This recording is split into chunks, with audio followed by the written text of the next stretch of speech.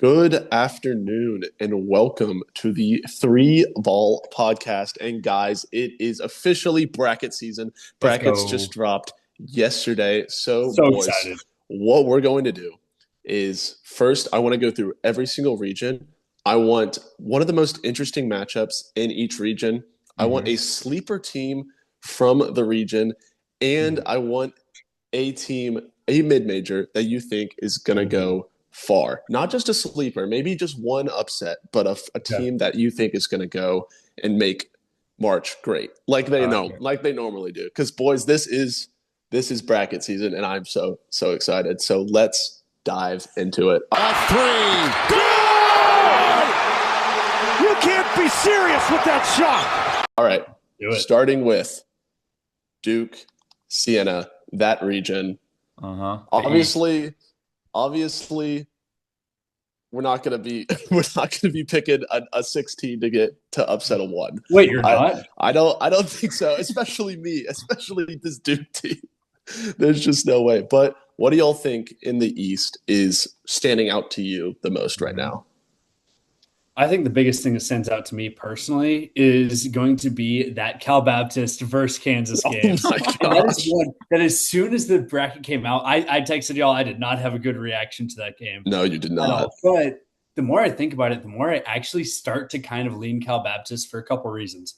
Obviously, I mean, you have Darren Peterson. He's a stud. He's going to be great. These are both very defensive teams. It's going Yeah. to be a grind type of game.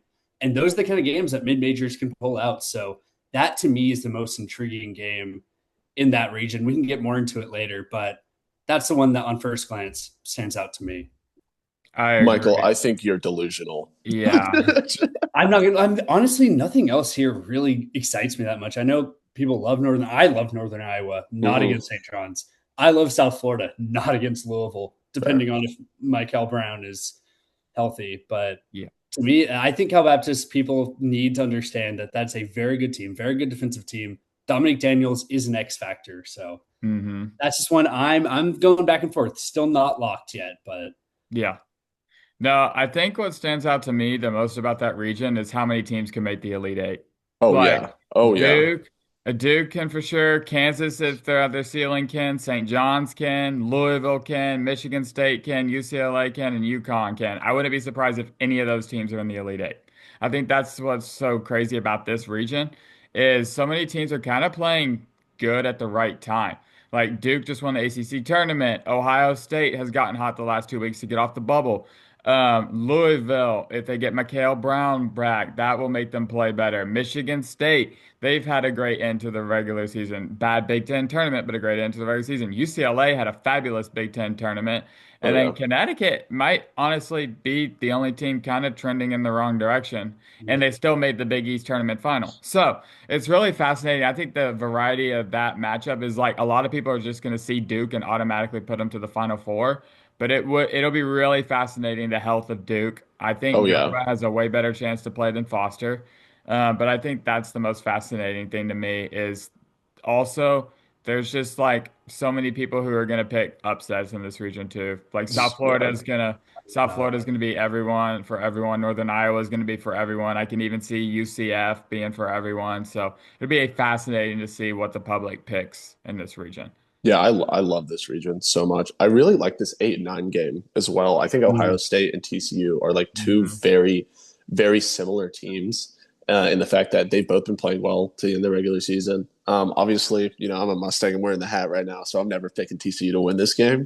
But we'll talk about that later Yeah. in a next video or something like that when we do our pick'ems. But you Yeah. mentioned this Louisville South Florida game, and I really, really don't like this matchup for Louisville whatsoever. I mean, they're going up against the AAC Player of the Year, and hmm you're completely right in talking about the health of Mikel Brown because, like, is I don't know anything about that. Like, there hasn't been any news that's dropped recently.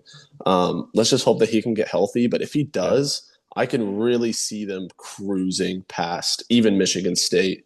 And honestly, like you were talking about UConn as well, they're kind of flying under the radar, in my opinion, for a 2 seed. Everyone kind of is just like counting them out.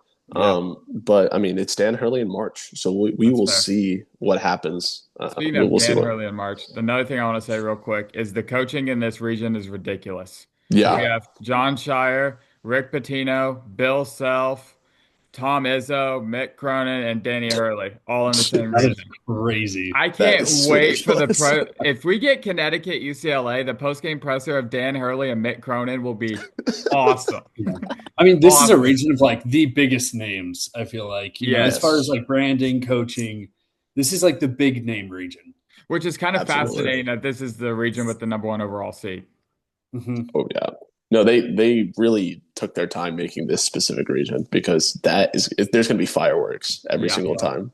Yeah, I will say I'm but bummed that South Florida got the draw that they did against Louisville. I mean, assuming Mikal Brown is healthy, just because like I yeah, love Isaiah Nelson. I love Mhm. that team, but I just that game might be 105 to 100 in regular. Like Yeah. yeah, no defense can be played. It's gonna be such a fast game. It should Nah. be And super entertaining, and but then they run into the we'll see. defense of Michigan State the next round. Yeah. yeah. I think that's probably it's by far the hardest 60 that you can run into. So Yeah. that's really Louisville? unfortunate for yes. Yeah. Yeah. It's tough. It's very unfortunate for USF. But if there's a team that's going to pull it out as an 11 seed, I think it's the Bulls. Yeah. I really like the way they looked against Wichita State in their conference tournament final. So we'll see what happens though. Anything can happen in Yeah. March. I mean, you never know. Furman could go and upset UConn. I'm just Bro, saying. Like, maybe. no, it was wild. I saw according to the lines that the Furman team who beat Virginia would have been favored over this Furman team by 10 points. Yep. okay, never mind. Yeah. And we'll also say, going back to USF, Louisville, since 1997, only three teams that are both top 125 in tempo in KenPom, the mid major has upset the high major, if like for 3, 4, 5, and 6 seeds. Mhm. Oh dang! So it's So very rare to the odds have are these. not. Like I've said this time and time again, but I went all the way back to 97 now. Yeah. Um, for a high up tempo mid major to beat a high up tempo high So major. you're saying there's a chance. So I'm saying there's a very, very small chance, which I mean it is March, but I'm It not is going to bet March. on it personally. Yeah, absolutely. All right, guys, that's the East. And Yeah. I mean, it doesn't really, obviously, it's March. It doesn't really get much easier, but this South region Oh, is yeah. also incredibly interesting because I feel like this one is much more defined than the other, than the East region is specifically. I mean, you have Florida as the number one overall, or not the number one overall seed, but the number one seed. And you Mhm. have Houston there at that 2 seed. And I mean, I guess you could have Nebraska maybe at that 4. I think Nebraska Vanderbilt possibly matching up in the round of 32 is really interesting. Yeah. But what do y'all think? What game really sticks out the most in this region? Yeah, the biggest one sticks out to me is VCU versus UNC. I mean, Yeah. obviously, Oh yeah, UNC, that game's UNC great. won't have Caleb Wilson. I love this VCU team. I think they're dangerous from deep, and a team like that is so much fun to watch in March. I mean, they have a pretty decent defense too, so I think they can even compete with UNC on that offensive defensive side. I personally, as soon as the record came in, that was the first upset that I locked in. Yeah, Was I VCU. agree with you. I agree with you. So I think that's going to be the think that'll most be a popular super upset. entertaining game. The only PTSD I have is picking VCU over BYU last year.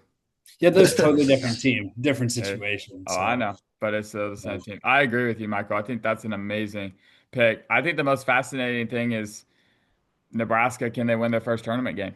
I Oh mean, yeah, Troy is one of the one seeds that actually won their conference tournament, so they're one of the better mid-major teams. And I think it's an interesting draw for Nebraska. I will pick Nebraska, but that's going to be the most pressure in a 4-13 game in a long, long, long, long time. So I think that's fascinating for me to see if the Cornhuskers can actually pull it off. yeah, Yeah, I mean, if you definitely. remember in one of the mid-major segments, I talked about Troy. I talked about them a lot, and that is a high-volume three-point shooting team. And Nebraska is a high-volume three-point shooting team, and they let up a high volume of three-point shots. That'll be So interesting. that That'll game be is really going to be just a interesting. three-point shootout. But I do think that Nebraska has better efficiency. I think Nebraska is going to win. That's a game that I'm going to love then. But Oh yeah, it's going to be a three-point game. yeah, absolutely. There's 2 games that I'm looking at right now. Okay. I'm looking at. I don't think that this Clemson team is built for March at all. I really think that Iowa might just run over them. Okay. So that 8-9 team is really, really interesting. And also, this 7-10 game is one that basically nobody is talking about because it's St. Mary's and Texas A&M. Yeah. I really, really, this is probably the pick that I just don't know what to do with, like at all. Like I don't like Buckyball a lot, but I also don't like the way that St. Mary's plays. So it'll be super interesting to see what happens in that game. Yep. Because I mean, I think the winner of that game just loses to Houston straight up. Yeah. Or Idaho. I think they lose to Houston. The potatoes, starch madness. Yeah, starch madness. But we will see what happens in that 7-10 game. But y'all are so right about that Didn't VCU game. A&M play Houston and Oklahoma City in the round of 32 a couple years ago? When they beat Nebraska, yes. Yes. Yeah. That was in Oklahoma City too, right? Yeah. What? That was in Oklahoma City too, right? Yes, it was. Yeah. Yes. Sorry. And also interesting thing about that A&M St. Mary's game is that the public doesn't know what to do with it. Right now it is split 50-50, and it's the only 10-7 game that is split 50-50. And it is like nobody knows what I don't know pick that game. Yeah, the only other 10-7 game I'm kind of like 50-50 on is Miami, Missouri. But other than that, Yeah, I think it's by far the closest 7-10 because, I mean, in the East, you have UCLA, UCF.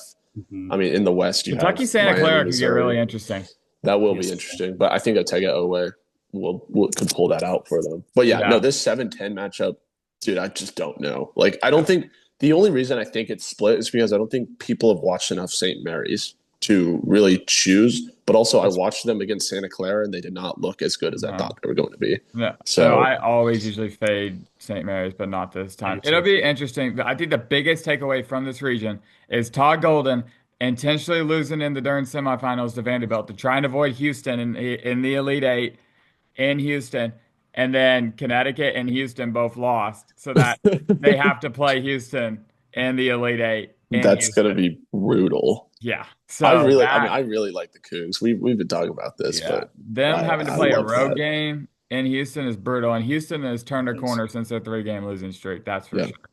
Yeah. But as for sleepers, man, I mean, we were talking about VCU. I could see them making a Sweet 16 run very easily. Like, I mean, I think this Illinois team's amazing, but I think of all the 3 seeds, this is the team that could be upset in the round of 32. They can really shoot. VCU yes, they really shoot. They can shoot that ball so well. And I mean, if they get hot, sky's the limit, honestly, for that VCU team. I really love the way they play basketball. It's so beautiful. I agree. I think Vanderbilt's the wild card in this region for me. Are they going to play like they did in the middle of the season? Or are they going to play like they did in the SEC tournament in the beginning of the season? What Vanderbilt team's going to show up? I think that's the hardest part for me. Because if they get in the Sweet 16 against Florida, they just beat them by 20. So like, how do we gauge that, right? But then Florida won in Nashville this year, so I don't know. I think they're the wild card. I think that Vanderbilt Nebraska would be insane. That's going to be a crazy game. It's going to be an awesome game, and it's going to be a big red turnover. There are going to be so many darn Husker fans in Oklahoma City. It's going to be nuts. But yeah, absolutely. Michael, what's your wild card for this? I would say my wild card has to be, gosh, I don't know. This region's kind of tough, but I would probably still say VCU. McNeese is a team. I think they could slow down Vandy. And it's a very slow-paced McNeese team, and I think that intrigues me. But I think Vandy's just too good to lose that game. But that's one I think that we haven't talked about yet that could surprise some people. But yeah, so that's what I would say. Very, very fair. All right. Guys, we've covered 2 regions already. Now let's move over to the West. Okay.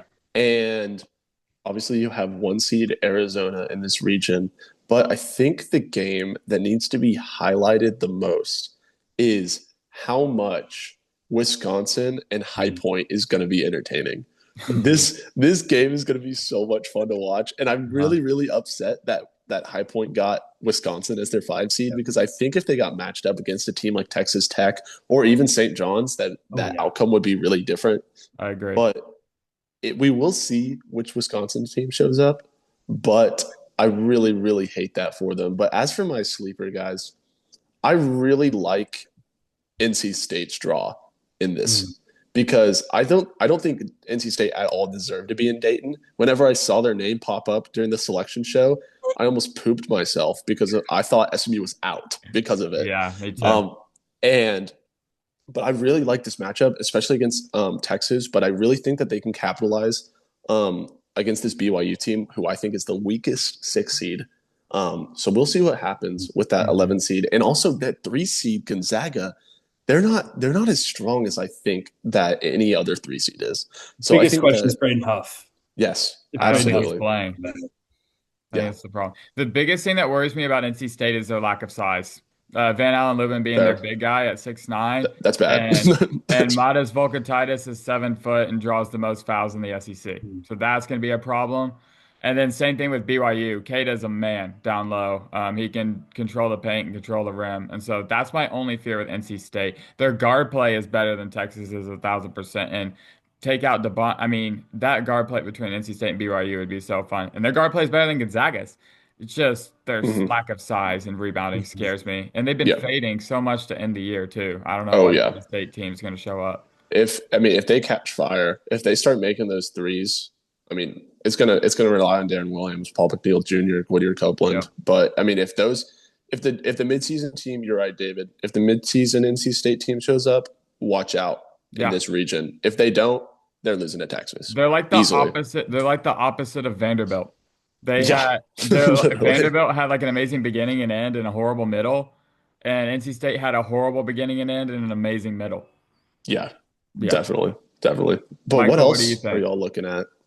Yeah, as far as the biggest thing stands out to me, honestly, and it's a sad one, is Hawaii getting the draw against Arkansas. That was so brutal. Because I love this Hawaii team. I think they're so much fun. Great defense. But again, Arkansas is going to run all over them. I don't think Hawaii has the ability to stop this Arkansas team. Hawaii's offense is not efficient enough. They don't shoot enough threes. They can't score enough. I think Arkansas is just going to run straight past them, unfortunately. And Hawaii plays at such a high tempo as well, and Arkansas does too. So like I've said, that's a red flag for me too.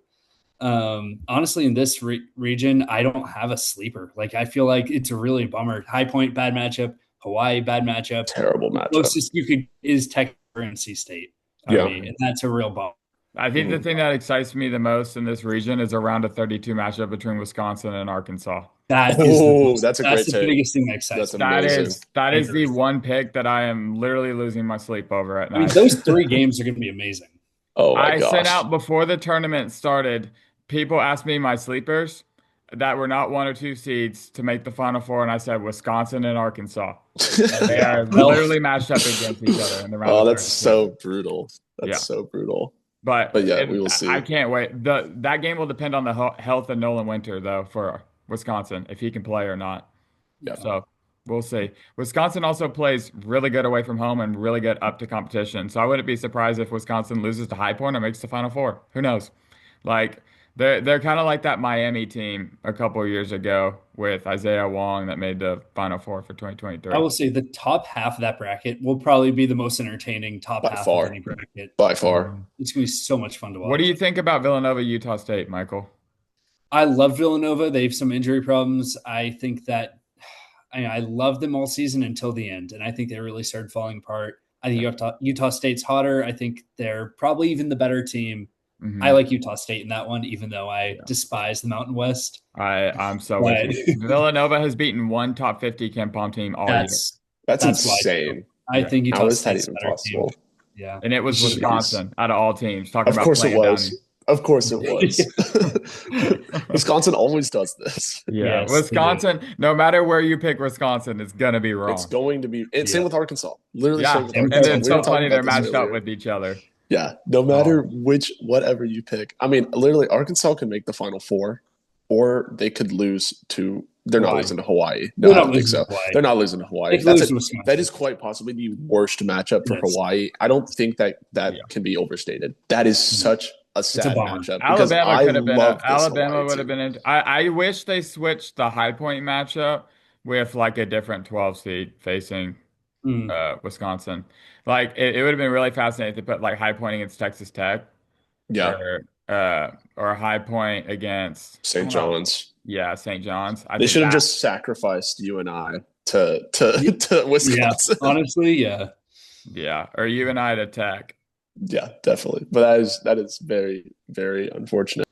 All right, so we've covered all of the other regions. Now we get into the one where we are going to have the most to talk about. It is the Midwest region with number one seed Michigan.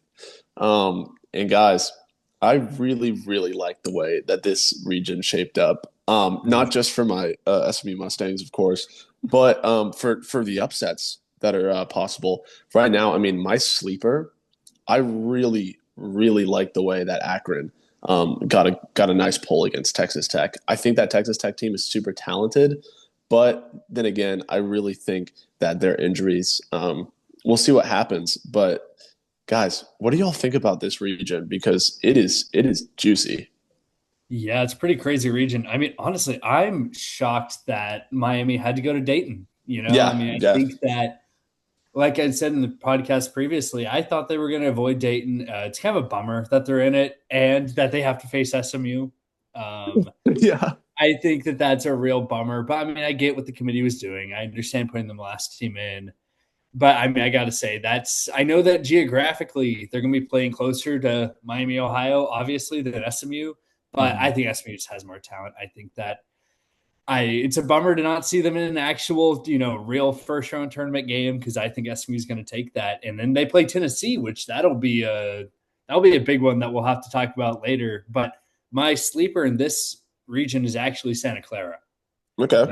I love the Santa Clara team. I mean, I've been high on them basically all season. I mean, I haven't loved the WCC, but I really do think the Santa Clara team has a ton of talent.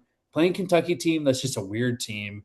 I mean, they have a lot of talent on that Kentucky roster, but I think Santa Clara can play with them. And then Iowa State has been up and down this season. I mean, I like them a lot, but they're not a team that's unbeatable. So I think Santa Clara can make a run.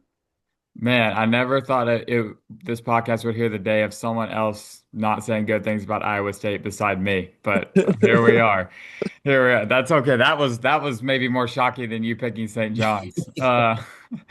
Because we've had little conversations Oh no, about we why have, we have. Iowa State you think is good. That's funny. I do like them. I just don't think that they're unbeatable. No, I agree. I Sure. think No team's unbeatable. I don't know if this team is like a wild card per se, but they're trending in the right direction. I think Virginia is one to watch out for here. Mm. And I think their draw is pretty nice. We'll see though. Interesting. The way that DeRidder and Malik Thomas can carry the team in their length and depth is really nice, and that's kind of what I look for in a team. But one matchup that just fascinates me from a metric standpoint is Georgia St. Louis. I feel like they are very similar teams.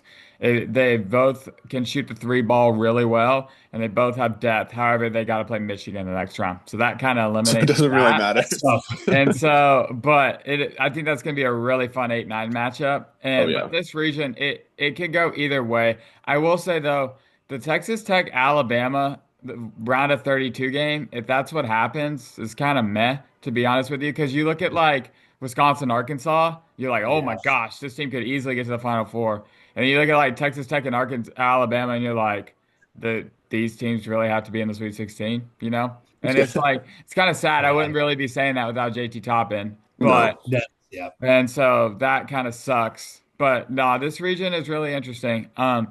There's definitely holes. Tennessee is a fascinating team. They kill you on the glass, and Hmm. that's my biggest fear is whoever wins that SMU or Miami of Ohio game, their bigs are just going to get in foul trouble, and the lack of depth of both teams is going to be especially SMU, is going to be exploited. But both those teams are levels above Tennessee offensively, and so I think that's the clapback. Both those teams will have to be able to shoot better than Tennessee, but it'll be interesting. That region as a whole will be very fascinating. Kentucky Santa Clara. The only thing fascinating to me about that game is they're playing that game in St. Louis, and it's an 11 a.m. tip time in St. Louis, and so that's 9 a.m. Santa Clara body time. So that'd be fascinating to watch if they how they adjust to that if they have a slow start. But other than that, I like Santa Clara in that game too. So it'll be Yeah, fascinating to see. absolutely. And I mean, you mentioned that potential 5-4 matchup between Texas Tech and Alabama, and obviously all the talks about how JT Toppin tore his ACL, and obviously that's a huge blow. I think Texas Tech would probably be a 3 seed if it wasn't for Hmm. that, if not Yep. more, Yep. in this region. So, I mean, obviously just incredibly unfortunate. But I mean, today we did get news that Aiden Holloway is Yep. is getting felony drug trafficking He's charges questionable. placed against him. Yeah, it Um, wouldn't be Alabama without a significant arrest come no, March. yeah, that or Georgia or jeez, man. Shout out So, Brandon Miller. I mean, is Aiden Holloway gonna play? I We hope don't know not. yet. He better Yeah. not. I'm sure he will. They don't let a murderer play, so Yeah, that's true. But I mean, the fact that potentially Texas Tech and Alabama are going to be losing two of their best players is going to be it's going to be a very interesting game. And but could it possibly leave the door open for maybe an Akron an team Akron. that I really really love? I don't really know much about Hofstra, to be completely honest. But I think either of those teams, maybe this Aiden Holloway news is going to be a big morale dump for Alabama, and Hofstra can take advantage. I mean, you never know what happens in March. I'm sorry, but the biggest winner in this bracket, this region, is Michigan.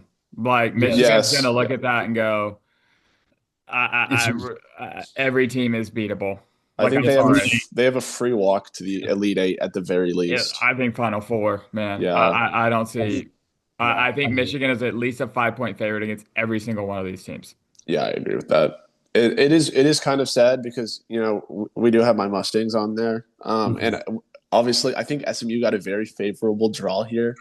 Yes. But just knowing that every single team in this region Yeah. Michigan could destroy. The best thing about SMU's draw is we wouldn't have to face Michigan till the Elite Eight. Exactly. Yeah, that's great. I love Yeah, that. great. That's It's a good part the best about not thing being ever. on the 8-9 line. Yeah, Yes. absolutely, literally. I mean, but speaking of SMU, man, I mean, we got to talk about the Mustangs. I think that this is quite possibly the best draw that any team in Dayton has ever had in their entire lives. Yeah. No, I Um, was a little worried because I saw the BYU draw and I was like, man, I could have seen us against BYU. And I was like, Same. that would have been interesting. And Yeah, then I saw an ACC team pop up and I was like, and then I saw Missouri get the 10 and I'm like, okay, they're just respecting the SEC more than the ACC. yeah, And then I was completely shocked, to be honest with you, that Oklahoma was left out. But I same. agree with it. I thought Yeah. Oklahoma was going to take our spot just because of the SEC. But it was Mhm. fascinating. It was Very, the very first kind of interesting. shock year where there wasn't really any surprises. Like the biggest surprise was Utah State at 9 and then Missouri avoiding Dayton. I think those were the two biggest surprises. Yeah, I think Lenardi got 68 out of 68. He did. It was actually his best year overall.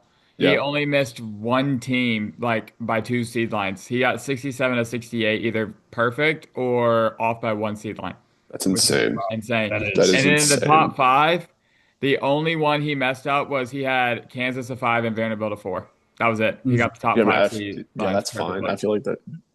But yeah, I mean, I don't think that SMU could have gotten an easier draw, to be completely No. honest.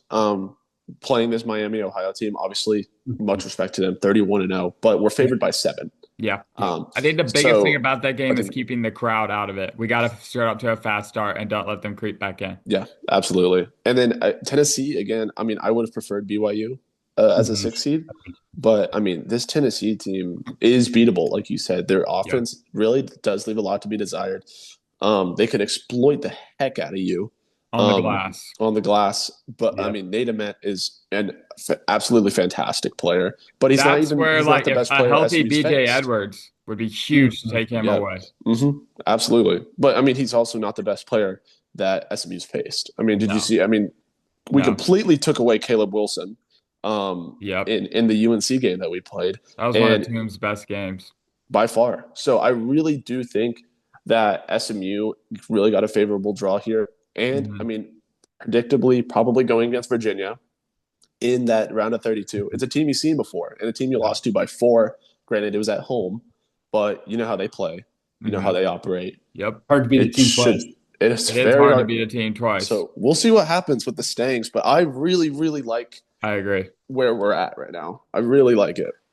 Yeah. To be honest with you, every 6 seed kind of has a flaw. Yeah, Carolina with Caleb Wilson Yes. injury, Louisville with the Mikhail Brown injury. Yep.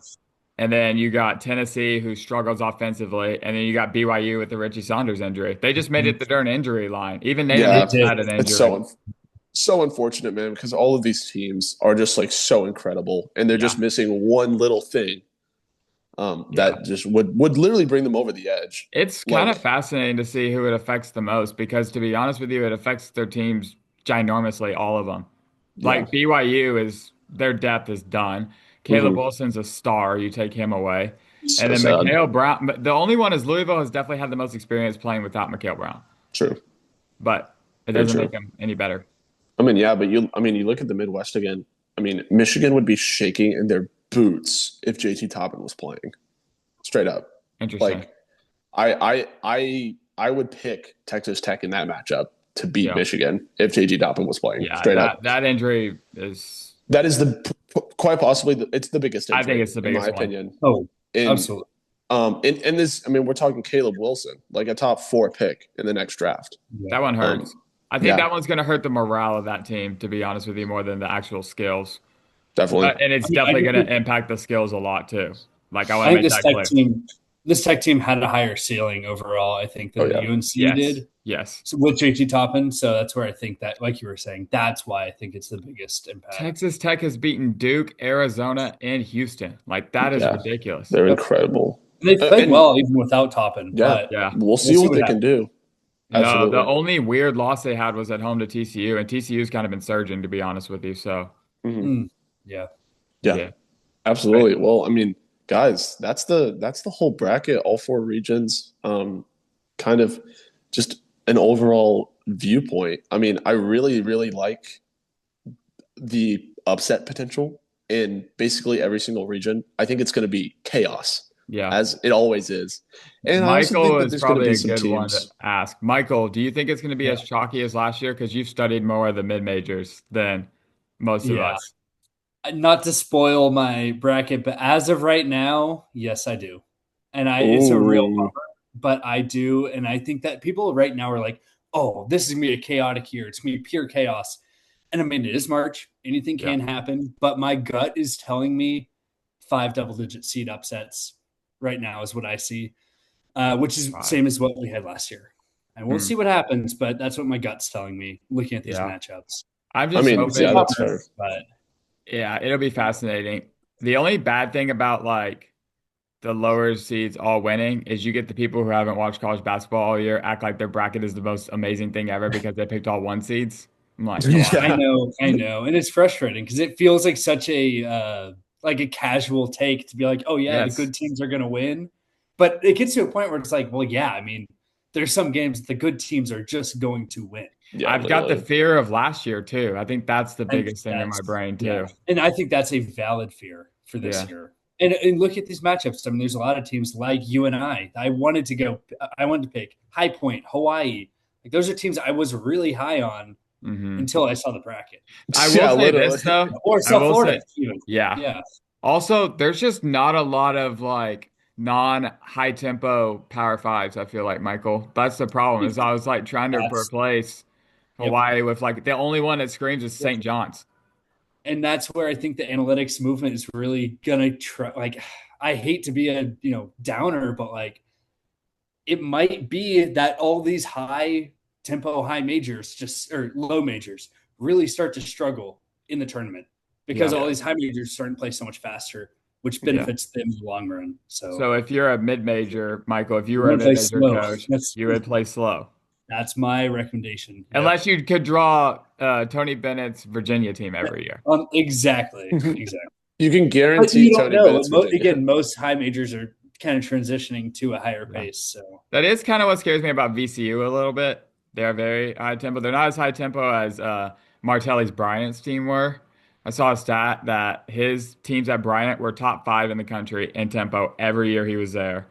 And then this year they're like in the 100, like 105, which is still pretty high, but not like super high compared to what he was at Bryant. And then so the VCU Carolina one is fascinating to me because that game's also in South Carolina, so it's gonna be a very heavy Carolina crowd. Duke and Carolina are in the same location, so that'll be fascinating. Yeah, that it, will be. it should be really interesting. But I mean, before we go, I think that we need to highlight a potential upset that I think could happen Mm, in Illinois and Penn Mm, because I really really think that if there's going to be a team, if there's going to be a top 3 seed that loses, it's going to be Illinois. Because of the defense? Yes. Yeah. And I mean, do I think that Penn is good? Like, do I think that Penn is the best 14 seed? No, I don't think so. I think North Dakota State's probably the best 14 Yeah, seed. that draw is horrible, though. It's a terrible draw for North Dakota State, and I just can't pick them. It's so unfortunate. Yeah. Because Izzo won't lose that game, straight up. Unfortunately. But if I saw North Dakota State against Illinois, I would slam that. Yeah. But I really think, guys, we'll see what happens. But if there's a top 3 seed, Penn VCU round of 32, that would be crazy. I have VCU. I still think Illinois will win. But if there is an upset that's going to be on the same caliber as these insane March upsets that we've seen in the past, we're talking about Furman, we're talking about all of these teams, it's going to be that one, in my opinion. I think that's valid. I do agree that of the 3, 3 seeds, 2 seeds, 1 seeds, Illinois is the only one that's most vulnerable because of that defense. And even though Penn isn't necessarily a high volume 3-point shooting offense, they do shoot the 3-pointer at a very high percentage. And if you watched the Ivy League championship, TJ Power put up 41 points. He's insane. He's monster performance. And he's a guy that, again, it's kind of that X Factor kind of guy, like a Dominique Daniels Jr., where it's like, if you have a guy that can put up 40 on a team, it's like, you can at least stay in the game against a lesser defense. So 100%. I get where you're coming from. This Illinois offense is just so good. It's so amazing. The one to go against it, The only one that kind of screams out to me is Troy. Okay. Yeah. That game will be fun too. Again, very high 3-point kind of. But as far as top 4 seeds, that's where I think personally Cal Baptist. But to do it, come on. You really never know. Give me Cal Baptist, UNI round of 32, baby. That would be so fun. It would be. Cal Baptist, the Elite Eight. Cal Baptist gonna knock off Duke and then play Kansas in the Sweet 16. Knock off Kansas and then play Duke in the Sweet 16, and then play possibly UConn or Michigan State. Good night. Play Florida, win the Natty. Yeah. Dominique Daniels to the Final Four, baby. That would be the most improbable run ever. But I really am upset at the Cinderella potential that I'm seeing. There's no Belmont. And I think I love to pick these mid majors to go far every year. Yep. But genuinely, I think the most Cinderella potential that we're going to get is, especially in previous years, a team like an NC State or an 11 seed that is a high major conference team that people are kind of underrating. Like Arkansas last year. Yes, exactly. It's because everyone always says, there's always a double-digit seed to make the Sweet 16 minimum, which is true. But the past few years, it has been high majors. Yeah, it's been an SMU or like this year, it could be like an SMU and NC State, a Texas, something like that. I love these unfortunately majors, but I don't see it with the path. Santa Clara is interesting. That's the one. But they play Iowa State. I still like the Iowa State team. South Florida. If South Florida beats Louisville and Michigan State, that would be so impressive, actually. Yeah. It would be. I think they might have the hardest draw just in the tournament. I agree. Straight up. They play the best 6 seed. That's tough. They play I don't think that Michigan State's the best 3 seed, but like a top 2-3 seed. Then they play UConn, which I think is the worst 2 seed, granted.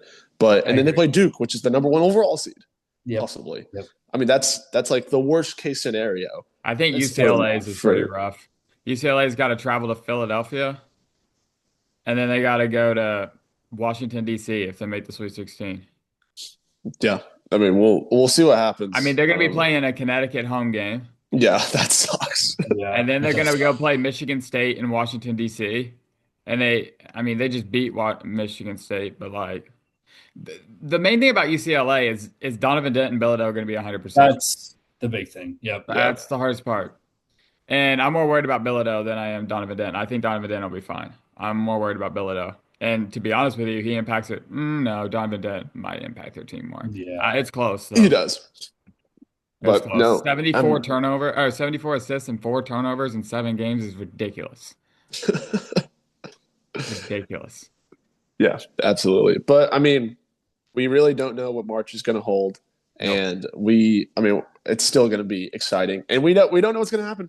We Nope. don't. We have No, no we idea. don't. I No. mean, No, we could be We will saying be all of wrong these things, about and then something. Duke could we lose to will be Siena. wrong about something. Like, Yeah. No, yes, I think this is the year where our first four team could make the Sweet 16 again. We didn't have it last year, but 2019, every year beside last year until 2019, a Sweet 16 team getting the had a first four first out. 14. Yeah, I mean, we will see what happens, but that is our kind of overall bracket analysis. Tomorrow we're gonna do pick'ems, Yep. and that should be really, really Really exciting, fun. kind of to see how all of our brackets line up with each other. And so maybe if you need some advice, you can follow those. But Call we mid-major will be Michael. wrong. We will be wrong. Hey, Don't follow Yes. Michaels because he's taking Cal Baptist to the Sweet 16. nah, to So, the natty. yeah. But it should be very, very interesting to see how these brackets unfold. Because I mean, we talk about all these decisions with these mid majors versus these high majors, guys. These high majors versus these high majors. Like, what am I going to do against Yeah. for a team like UCF, UCLA. Vander, yeah, or Vanderbilt versus Wisconsin, Arkansas. Yeah, I mean Oh, I thought all of y'all were these talking about games. first round. Oh no! Like later The on in the round of bracket, 32 is going to be amazing. it's going to be absolutely incredible. I mean, Vanderbilt, Nebraska, the one I'm looking at, Louisville, Michigan Wisconsin, State, Arkansas. incredible. Wisconsin, Arkansas, amazing. I mean, it's going to be Santa fun. Clara, Iowa State. Yeah, that'll be a good game.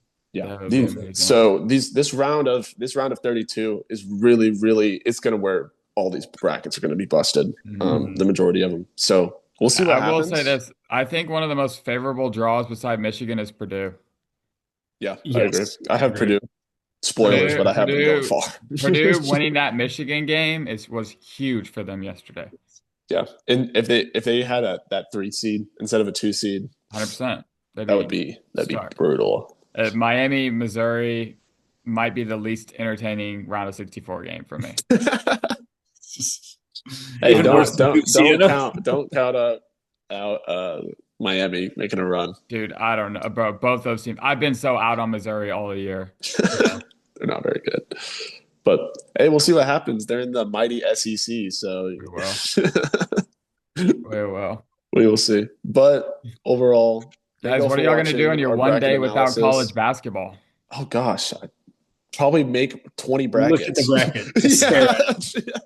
I'm gonna dissect. I'm gonna make a new Ken Palm. Call it D HUD or something. Oh my god. Do something like that. But that's our bracket. Kind of overall breakdown, first impressions, all of that stuff. We'll get the pick'ems out to y'all tomorrow before the first 4 games start on Wednesday. And they start Tuesday. They start tomorrow? Tomorrow. Wow. Yep. Okay, never mind. We'll get those out quick. We gotta get the picks out. Yeah. So we will get all of that out. Thank y'all so much for tuning in. And that is it from the 3 Ball. Peace. Thank you.